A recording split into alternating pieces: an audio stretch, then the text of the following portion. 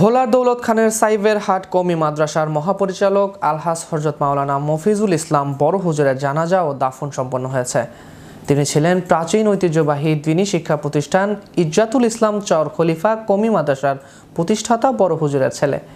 রোববার সকালে দৌলত খান কেন্দ্রীয় ঈদগাহ মাঠে হাজার হাজার আলেম ওলামা ও সাধারণ মুসল্লিরা জানাজায় অংশ নেন। শনিবার দৌলত খান পৌরসভার ৯ নং ওয়ার্ডে তার প্রতিষ্ঠিত সাইবের হাট কওমি মাদ্রাসায় তিনি ইন্তেকাল করেন। ইন্না লিল্লাহি ওয়া ইন্না ইলাইহি রাজিউন। বিশিষ্ট আলেমে দ্বীন, এলাকার সর্বস্তরের মানুষের শ্রদ্ধেয় ব্যক্তি, অতি সাদামাটা জীবনের অধিকারী বড় হুজুরের মৃত্যুতে এলাকায় শোকের ছায়া নেমে আসে। সাইবের হাটের বড় হুজুরের মৃত্যুতে গভীর শোক ও শোক সন্তপ্ত পরিবারের প্রতি সমবেদনা জানিয়েছেন ভোলা ২ আসনের বিএনপি দলীয় এমপি আলহাজ হাফিজ ইব্রাহিম।